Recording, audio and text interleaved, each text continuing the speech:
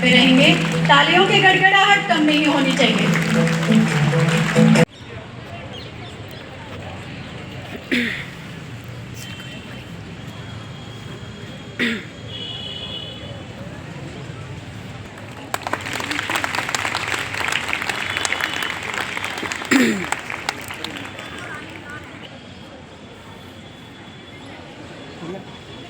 तो वार्षिक खेलकूद प्रतियोगिता का शुभारंभ करते हैं। तो हमारे मुख्य अतिथि आसमान में बैलून्स को रिलीज करते हुए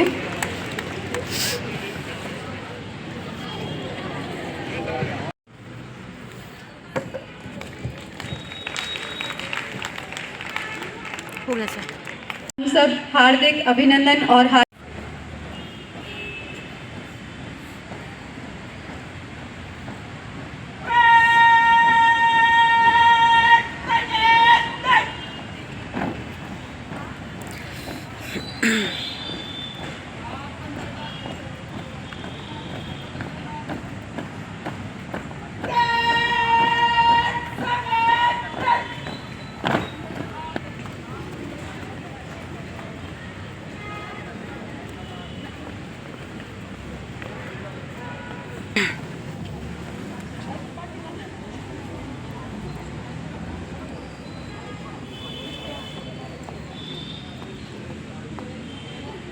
आगे करेंगे।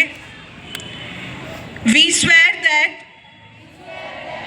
we will take part in the 43rd annual athletic meet of our college in loyal competition, respecting the regulations which govern them, and with the desire to participate in the true spirit of sportsmanship for the honor of our college and for the glory of sports. Thank you. सम्मानित हमारे सदस्यों को मंच पर wait करेंगे sir एक बार। एक जोरदार तालियों से सरकार है कि हमारे मध्य एक महान हस्ती मुख्य अतिथि के रूप में उपस्थित हैं और जो हमारे मुख्य अतिथि हैं उन्होंने एक सिंपल परिवार में जन्म लेके और हाईएस्ट पद के ऊपर पहुँचे हैं। अब आप इनका देखिए बेटे, आप इनसे शिक्षा लीजिए कि जब नरवाल जी 7वीं क्लास में थे तो रेडियो पर एक न्यूज़ आई कि उस समय की प्रधानमंत्री जो है मास्टर चंदगी राम की कुश्ती के बाद भारत और पाकिस्तान का कबड्डी का मैच होना था, वो देखने जाएंगी। तो सर ने जब ये देखा कि एक प्रधानमंत्री कबड्डी का मैच देखने जा रहा है तो क्यों ना मैं भी एक कबड्डी का बेस्ट प्लेयर बनूं। तो उससे ऐसी ललक पैदा हुई, लगन पैदा हुई कि 1982 के अंदर वो न्यूज़ सुनी और 1990 के अंदर एशियन गेम के अंदर जो है पार्टिसिपेट कर रहे हैं। और 1990 में जैसे कि मैडम ने बताया कि गोल्ड मेडल जीता टीम ने, उसका मेंबर थे और उस टीम के सबसे कम एज के सदस्य रहे थे सर। आप देखिए कि 82 से 90 तक केवल 8 साल के अंदर डेडिकेशन और वो मेहनत उसको एक इंटरनेशनल प्लेयर के लेवल पर ले आई है। तो आप इससे शिक्षा लेंगे बेटा कि जो आज हमारे मुख्य अतिथि हैं कि 8 साल में एक शुरुआत करके इंटरनेशनल लेवल के प्लेयर तक पहुंच रहा है। और उस समय तो फैसिलिटी बहुत कम होती थी, आजकल फैसिलिटी खेलों के लिए बहुत ज़्यादा हो गई है। और मैं तो ये कहूँगा कि हर एक बच्चे में कुछ न कुछ टैलेंट होता है, चाहे वो एकेडमिक का टैलेंट हो, चाहे कल्चरल एक्टिविटीज़ का हो, चाहे स्पोर्ट्स के अंदर हो। आप उसमें अपने को पार्टिसिपेट करके अपना पूरी जुनून पैदा करके उसको बड़ा जो भी आपका टारगेट है वो अचीव करिए। और उसके जो मिसाल है हमारे आज के मुख्य अतिथि श्री ओम प्रकाश नरवाल जी हैं, जो देखिए अगर उन्होंने स्पोर्ट्स में पार्टिसिपेट किया है तो हाईएस्ट रैंक पर पहुँचे, और अगर वो पुलिस विभाग में सेवा कर रहे हैं तो उनकी एक इमेज या जो छवि है एक दबंग ऑफिसर की रही है। और मैं ये चाहूँगा कि आज जो हमारे मुख्य अतिथि हैं उनकी उपस्थिति और उनकी उपलब्धियां जो रही हैं उससे प्रेरणा लेके हमारे बच्चे आगे बढ़ेंगे और अपनी जो टारगेट स्थापित कर रखा है उसको अचीव करेंगे। मैं जितने भी जो मुख्य अतिथि हैं या जितने भी वरिष्ठ गणमान्य पर्सनालिटी हमारे बीच में आई हैं उनका पूरे महाविद्यालय परिवार की तरफ से हार्दिक स्वागत और अभिनंदन करता हूं। Thank you. 400 meter race, long jump, then again final 400 meter race, 300 race, 800 meter race.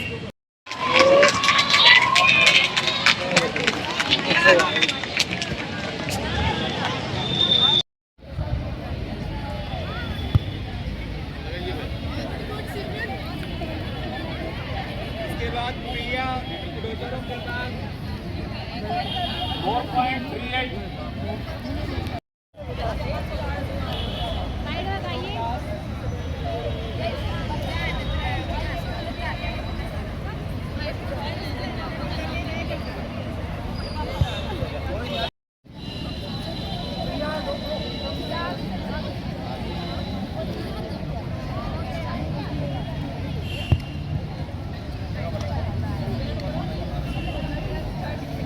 There is one important announcement for all the participants of 100 meter race. जिन विद्यार्थियों ने इतना स्टाइल दे रहे हैं, अरे मैं तो सो रही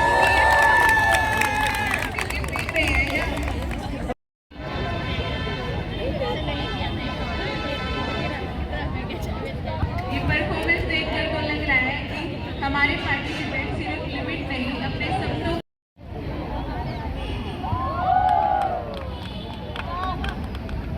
बस इतनी बनाए जाए।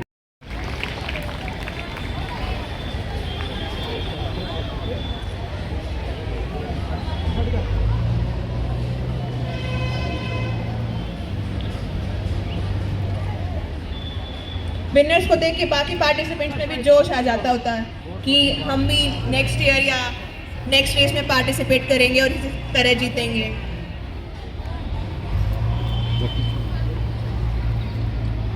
सर साथ में आ जा रही है।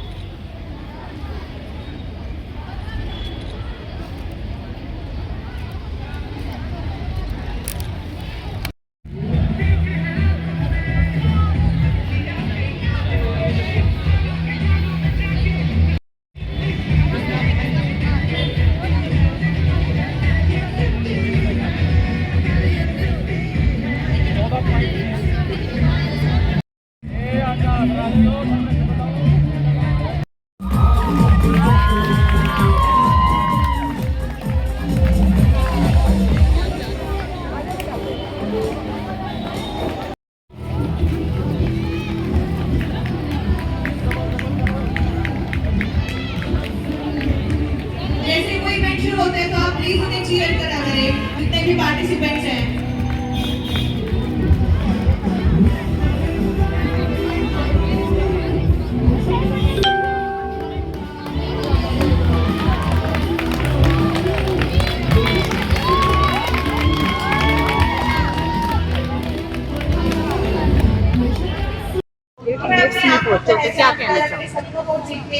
देखिए, इससे बड़ा सौभाग्य मेरे लिए नहीं हो सकता कि मैं स्पोर्ट्स से आता हूं और मेरे अपने इलाके में जो है आज 43 एथलेटिक्स मीट वुमेन गोहाना में हो रही है। मुझे तो बहुत अच्छा लग रहा है और बहुत खुशी हो रही है। सर आजकल लड़कियों को खेलों की तरफ भी बढ़ावा दिया जा रहा है और बेटी बचाओ बेटी पढ़ाओ का जो नारा दिया जा रहा है सरकार की तरफ से, तो वो कितना सार्थक सिद्ध हुआ? देखिए, आप जब से क्या नाम है बेटी बचाओ बेटी पढ़ाओ सरकार का नारा है, तो मैंने को मंचों से ये बात कही है कि बेटी को खेलने का भी मौका दें। और आप लोगों ने 2016 में स्वयं देखा होगा, इस ओलंपिक में भी देखा होगा कि बेटियां जो है बेटों से ज़्यादा बेहतर खेल रही हैं, चाहे वो पीवी सिंधु हो, साक्षी मलिक हो, ममता सौदा हो, ममता खरब हो, गीतिका जाखड़ हो, अनेकों विनेश फोगाट हो, अनेकों बेटियों ने फोगाट बहनें हों, अनेकों बेटियों ने जो है इस राष्ट्रीय ध्वज को आन बान शान तिरंगे को फहराने का विदेशी धरा पर जो है सौभाग्य प्राप्त हुआ है। और हिंदुस्तान के लिए इससे बड़ी खुशी की क्या बात हो सकती है कि बेटों से ज़्यादा बेटियां मेडल लेकर के आ रही हैं। सर आजकल जो है हरियाणा में लगातार नशा बढ़ता जा रहा है, युवा नशे की तरफ जाते जा रहे हैं, तो उसको रोकने के लिए पुलिस द्वारा क्या कदम उठाए जा रहे हैं? देखिए, इसमें गांव-गांव में सेमिनार कर रहे हैं, पुलिस की प्रेजेंस बढ़ा रहे हैं, जो आज सरकार का भी मिशन है और डीजी साहब भी इस पर विशेष जो है श्री शत्रुजीत साहब जो विशेष इस पर फोकस है उनका कि युवा जो पीढ़ी है वो इस नशे की तरफ जा रहा है, इसको कैसे रोका जाए। गांव-गांव जा कर के जो है स्पोर्ट्स की टूर्नामेंट कराई जा रही हैं, पुलिस ऑफिसर की विजिट कराई जा रही हैं और परिवारों के सदस्यों को और नौजवान बच्चों को स्पोर्ट्स से जोड़ने का उनका प्रयास है। और हमारे पुलिस के जो जवान हैं, जिसको गांव प्रहरी हम बोल रहे हैं, वो भी एक हरियाणा सरकार ने एक स्कीम लागू की है। हर एक जवान को एक एक गांव दिया हुआ है, वो उस गांव में जाते हैं, बच्चों को मोटिवेट करते हैं और हमारे सीनियर अधिकारी भी उस गांव में जा कर के लोगों से बातचीत करके, क्योंकि ये जो है ऐसा मिशन है, इसको कोई एक ऑर्गेनाइजेशन बंद नहीं कर सकती। इसमें गांव के मोजीज व्यक्तियों की, माताओं की, बहनों की और वहाँ के सामाजिक संस्थाओं की भी इतनी ही जिम्मेवारी है जितनी पुलिस विभाग की जिम्मेवारी है। पुलिस अपने तौर पर लगी हुई है, लेकिन जो वहाँ के सामाजिक लोग हैं, बुद्धिजीवी लोग हैं, जो पढ़े लिखे लोग हैं, इस बात को समझते हैं कि ये नशा बहुत गलत चीज़ है, वो अपने बच्चों को खुद जो है समझाने का प्रयास कर रहे हैं। और मुझे लगता है इसमें समय लगता है, लेकिन आने वाला जो समय होगा इसके बेहतर परिणाम होंगे। सर आजकल जो है साइबर ठगी के केस ज़्यादा सामने आ रहे हैं, तो उसको लेकर क्या करेंगे? हाँ, साइबर ठगी के बिल्कुल ठीक बात है, क्योंकि घर बैठ कर के दिमाग जो है पढ़ा लिखा बच्चा घर बैठ कर के ईजी अमाउंट कमाना चाहता है, काम करना नहीं चाहता, और वो जो है हमसे एक स्टेप आगे रहता है। उसको क्रैक करने के लिए जगह जगह police station, cyber police station खोले गए हैं और साइबर की जो टीमें हैं, एक्सपर्ट जो लोग हैं, उनकी मदद से उनको क्रैक करने का प्रयास है। और आप लोगों ने देखा होगा, मैंने तो इलेक्ट्रॉनिक्स मीडिया और प्रिंट मीडिया में पढ़ा था, डीजी साहब ने अभी लेटेस्ट एक हफ्ता पहले जो है बैंक वालों के साथ मीटिंग करी है कि भाई अगर कोई फ्रॉड कर ही लेता है तो उसको जब 10-90 जो हमारी कॉल जाती है तो तुरंत उस पर स्टॉप लग जाए, उस पेमेंट पे वो ट्रांसफ़र ना हो किसी और खाते में। इसके लिए जो है बैंकर के अधिकारियों से सबसे मीटिंग की है, उसको रोकने का प्रयास है। सर आप भी खेल जगत से जुड़े हुए हो, तो आप खेलों के प्रति क्या संदेश देना चाहते हो आजकल के युवा? मैं आजकल के युवा साथियों को यही कहना चाहूँगा, अगर आपका पढ़ाई में मन नहीं लगता है तो खेल एक बहुत बड़ा हब है हरियाणा में। और जब हम पढ़ा करते तो बुजुर्ग कहा करते थे गांव में, खेलोगे कूदोगे हो जाओगे ख़राब और पढ़ोगे लिखो बन जाओगे नवाब। मैं युवा साथियों से ये कहना चाहता हूँ कि साथियों, आप किसी और दिशा में ना जा करके, किसी और नशे की तरफ ना जा करके आप खेलों की तरफ जाओ। और खेलों में भी आज अगर उस दर्जे के आप होंगे एशिया और ओलंपिक लेवल पे या कॉमनवेल्थ लेवल पे, तो भी आप नवाब ही बनोगे, क्योंकि हरियाणा सरकार, हिंदुस्तान की सरकारें जो है खेलों को बहुत बढ़ावा दे रही हैं और करोड़ों करोड़ों रुपए जो है खेलों में है आज के युग में। आज हमारी 43rd एनुअल एथलीट मीट थी गोहाना कॉलेज में। उसमें हमारे चीफ गेस्ट ओम प्रकाश नरवाल जी IG मधुबन आए हुए थे और हमारे जो शमशेर सिंह हुड्डा जी जो प्राचार्य हैं उनके अध्यक्षता में कार्यक्रम किया जा रहा है। बहुत अच्छा कार्यक्रम आज होने जा रहा है और ओम प्रकाश नरवाल जी ने बच्चों को बहुत अपनी भाषा में अपने तरीके से अपने अनुभव के आधार पर एक अच्छा मैसेज दिया और हमें लगता है कि बच्चों को इससे बहुत कुछ सीखने को मिलेगा। सर, जो ये आज एथलीट मीट्स ये प्रतियोगिता कराई गई, इसमें कौन कौन से खेल शामिल किए? इसमें एथलीट के सारे गेम हैं। इसमें रेस भी है, जंप भी है, जेवलिंग थ्रो भी है, हैमर थ्रो भी है। लगभग गेम हैं जो आमतौर पे लड़कियां खेलते हैं। करीब हमारे 17-18 इवेंट्स यहाँ पे हैं और देवेंद्र जी जो इंचार्ज हैं स्पोर्ट्स के, उनके देख रेख में कार्यक्रम हो रहा है। बहुत बढ़िया गेम यहाँ पे जाएंगे। खेलों के प्रति क्या संदेश देना चाहते हो आप? मैं ये कहता हूँ कि देखो, पढ़ाई बहुत इंपॉर्टेंट चीज़ है लेकिन खेल भी आज कम नहीं है। खेलों में भी बहुत ज़्यादा स्कोप है और यदि जो बच्चा पढ़ लिख करके गेम के साथ यदि पढ़ाई करता है तो उसका और भी ज़्यादा अपॉर्चुनिटी है। इसलिए आज पढ़ाई के साथ साथ खेल को भी आगे बढ़ाना चाहिए। और हमारा कॉलेज लड़कियों का कॉलेज, गर्ल्स कॉलेज है। नेचुरली आज बेटी बचाओ बेटी पढ़ाओ और मैं ये कहूँगा बेटी खिलाओ, ये तीसरा स्लोगन इसके साथ जुड़ जाना चाहिए, क्योंकि खेल से बच्चे का शारीरिक विकास भी होता है, मानसिक विकास भी होता है और सही मायने में डिसीजन लेने की उसके अंदर कैपेसिटी भी बढ़ती है। सर, कौन से में गेम है ये 43वें गेम है। वार्षिक खेलकूद प्रतियोगिता जो कॉलेज की होती है तो 43वें गेम है। कितने बच्चे भाग ले रहे हैं इसमें बच्चे तो अभी एंट्री होने लग रही है, बच्चे तो काफ़ी जाएंगे इसमें। 17-18 गेम हमारे हैं। एक दिन के लिए? कितने दिन के लिए? एक दिन के लिए आज ही हो जाएंगे ये। और हमारा पर्पज़ ये था, प्रिंसिपल साहब ये कह रहे थे कि क्यों ना कुछ ऐसी सेलिब्रिटीज़ को बुलाया जाए जो स्पोर्ट्स से रिलेटेड हो। तो मेरे दिमाग में आया क्यों ना हम ओम प्रकाश नरवाल जी को बुलाएं। वो इस एरिया के भी हैं, बच्चों से कनेक्ट भी होंगे, एरिया से कनेक्ट भी होंगे और स्पोर्ट्स से भी हैं। और हमारा उद्देश्य लगभग पूरा हुआ, क्योंकि ओम प्रकाश नरवाल जी ने बहुत अच्छी भाषा में, अपने भाषा में, अपने एरिया के साथ अपने आप को कनेक्ट करके बच्चों को मोटिवेट करने का काम। लगभग 500 बच्चे 500 तो बच्चे तो वैसे ज़्यादा हैं, लेकिन ये देखने की बात है खेल में कितने भाग लेते हैं। जी जी। एथलीट्स मीट्स का आयोजन किया, क्या कहना चाहोगे? आज जो गवर्नमेंट कॉलेज गोहाना के अंदर जो 43 एनुअल एथलेटिक मीट हो रही है और इसमें जो मुख्य अतिथि जो आए हुए हैं वो हमारे बच्चों के लिए बहुत बड़ा प्रेरणा का स्रोत साबित होंगे।